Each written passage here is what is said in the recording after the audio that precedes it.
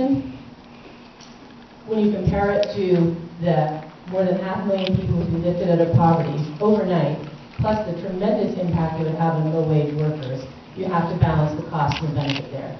There is that CBO study, but on the flip side, because the federal government has not increased the wage since 2007, and all the states and towns are taking the initiative, this has amounted to kind of a natural experiment.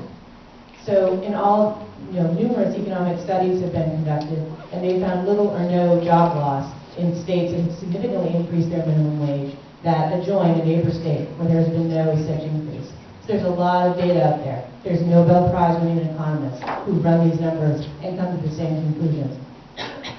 Excuse me. And right here in the New England region, we have some interesting data because Maine's state minimum is one of the lowest in New England. The only reason it's not the lowest is because New Hampshire policymakers, variously for ideological reasons, decided to completely abolish their state minimum. So the two states that have seen the most economic growth since the 2009 recession are Vermont and Massachusetts. And both of those have significantly higher minimum wages. Vermont is $8.73, Massachusetts is $9 an hour. And I follow the news, as I'm sure you all do, and there has not been exodus from Vermont to New Hampshire since New Hampshire abolished its minimum wage. I mean, we see the data. And if you look at their unemployment numbers, I ran them before I came up here because I was personally curious. Both states are about 3.9. So no minimum wage or a much higher minimum wage, there are other factors that grow your economy or that grow unemployment besides just the minimum wage. I just want to say a couple of things because first, and I understand the question, the way I structured the proposal was to have gradual increases over time because the minimum wage has been frozen for so long. And the gradual increases, I cannot imagine a business in Bangor, and I worked in a small business before I went to law school for many years. I run a small business. I have employees for 23 years. I've had a business in downtown Bangor. I cannot imagine a business going to someplace other than Bangor because the difference was $7.50 versus $8.25. I don't see that and as others have said, there are so many other factors.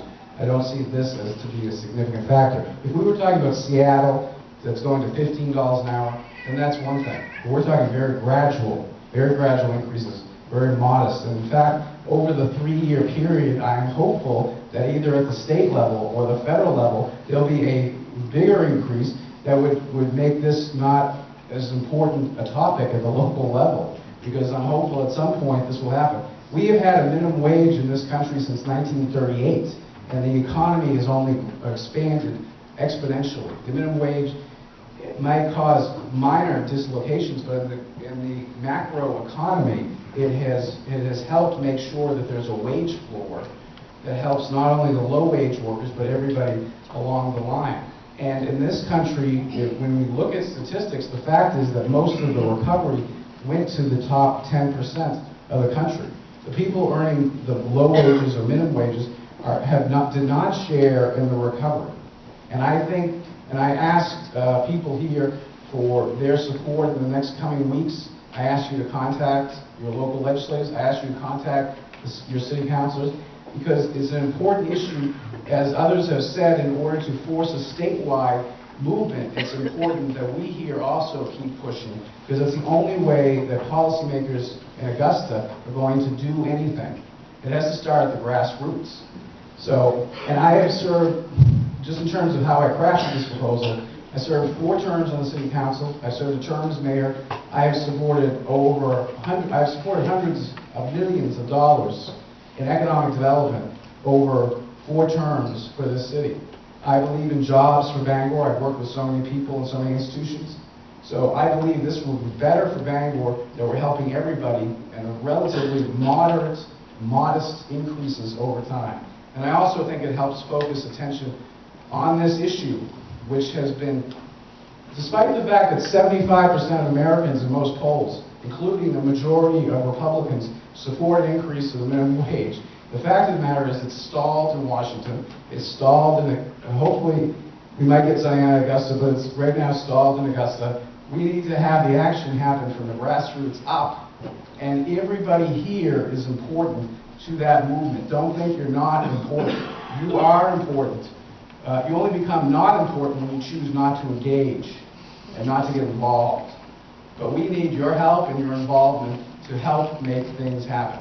So I want to thank everybody. Is there any other questions? Come forward. I don't have a question, but I would like to say, and I really enjoyed the panel. I really got a lot out of it. I'm very happy to have been here. My name is Mark Pryor. I work at the university, live in Bangor. But I would have enjoyed it a little bit more if there had been a union represented on the panel, because I think unions really drive the push for higher wages in America and in the world, and it would have been a richer conversation if a union had been on the panel. But I don't want to take away anything from what the panel said, because the panel, I think, was very well put together. Well, as we said, this is the first event. We're going to have other events involving the minimum wage issue. And I've worked with Jack McKay and others in terms of the union issue. But I also think, and I appreciate that, I've worked with unions that have to, but it's also important because they're not enough in terms of people that are involved in business and have weighed into this debate. Too often it gets divided, and I think it's important to hear some business perspectives so people can see it from different angles as well, because I think that helps in the overall debate. I do agree with that, and I was very happy to hear from business leaders. So, and I understand, your point is well taken. Thank you very much. Yes, come forward, young lady. My name is Ada Miller, and I live here in Bangor, Maine. I am a return to work from Social Security Disability, and some of my concerns involve health care. Has anybody done a study of, number one, a living wage versus raising the minimum wage? And number two, is there a figure available somewhere that will tell us at what level can we approach the Obamacare purchases for wage earners? Because a lot of people are preempted from being able to purchase the insurance, and then on top of that, they have to try to maintain their homes, their cars, their groceries, their children, and so there's a big variable there. And so that was my concern. Thank you. Who wants to handle the living wage versus the minimum wage? Obviously, in order to get to the living wage, we have to increase the minimum wage. But what are the statistics? I don't know, Christy, there are statistics in terms of what a living wage consists of. We've used statistics from the Alliance for a Just Society, and this is out of my memory, so it might not be exact, but I believe the living wage for one person in Maine is computed to be around $15 an hour. Yeah, I'm hearing that. And that would include things like critical things in my book, but things like saving for retirement, health care, so on and so forth. If you have a family, if you're a single parent, then that figure approaches $28 an hour, which shows you how much there is left to go before our economy delivers prosperity for everyone. In terms of the health insurance question, I also work on Medicaid expansion in Augusta. So whenever I hear people who are opposed to Medicaid expansion, I say to them, you should definitely support an increase in the minimum wage if you don't want people to be eligible for Medicaid expansion and get them eligible to buy coverage in the exchange. It's curious to me that people can oppose Medicaid expansion and also oppose an increase in the minimum wage, because there are a significant number of people in Maine who are locked out, who ironically are too poor to buy coverage in the exchange. If we did increase the minimum wage, and with the accompanying spillover effect for low-wage workers, we would see a lot more people lifted to the kind of prosperity where they could afford a policy in the exchange. And that would be great for our state competitiveness, as well as for individuals. Other questions? Yes.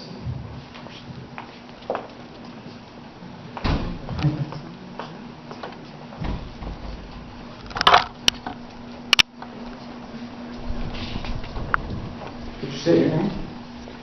I'm Melissa. I live here in Bangor. Okay. And it's not so much a question as it is a comment. I am one of those people who went to school. I never gave up. I fought to get through school. I graduated just this week. This week I started a contingent full-time job at the hospital, but guess what? It's not in my degree field. Imagine that. And that's what I hear a lot. It's people who have gone to school, they eventually find work, but it's not in that degree field. So there's that money gone to waste. And I try not to look at it that way because you can't ever take my education away from me. But in these last 2 years, I have been stuck in a part-time minimum wage job. Hours would get cut, so you can't even count on that schedule. And the most we'd get scheduled for is 20 hours a week.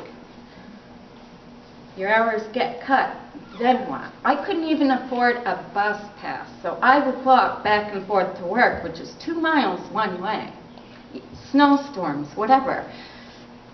That extra $2 could mean a bus pass, could mean boots on our feet.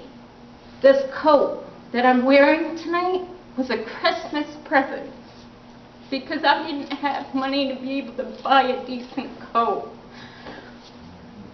Nobody thinks $2 an hour is going to make a difference, but it does. Thank you, Melissa. Thank you.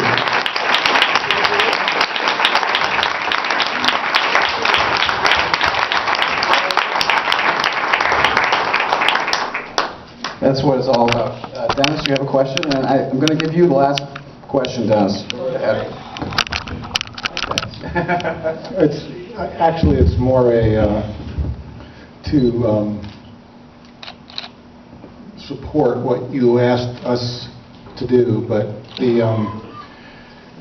by the way, I think rearranging our thinking a little. I mean, even people who oppose, many people who oppose the minimum wage will grant us that minimum wage is actually a poverty wage, and that's not their point. Their point is that somehow increasing the minimum wage even minimally will hurt businesses and result in an exodus of people, and et cetera. Lots of calamity is invoked.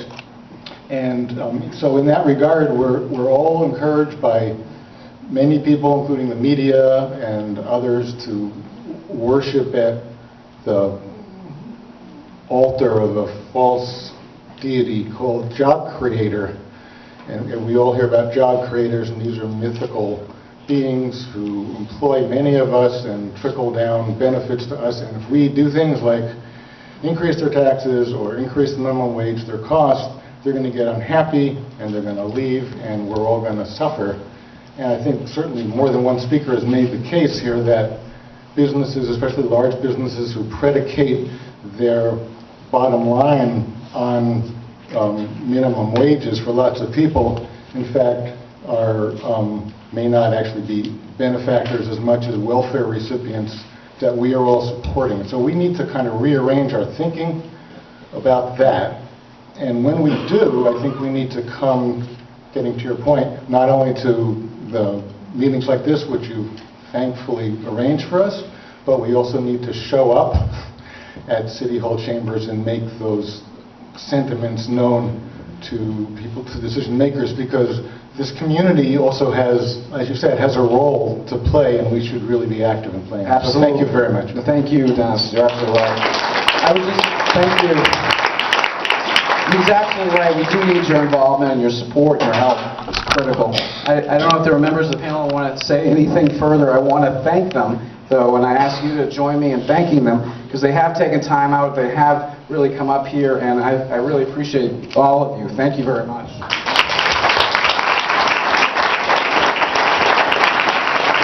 And we're going to call it, we're going to close, but I think the members of the panel and myself are going to stick around to answer questions or talk to people and enjoy some great donuts. Thank you. Joe, by the way. Yes, hold on, Mr. Wellehan. I did bring some material. Some people want to see something they can bring home with them. And there's a little article that's great. It's Saving Capitalism from Painful Demise. It came out of the Wharton magazine by a wonderful economist who studied this. Teaches at the University of Southern California. He studied London School of Economics. feel free. I brought them for you. Thanks.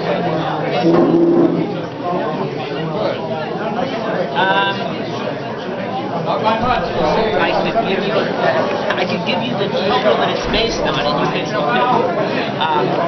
This is based on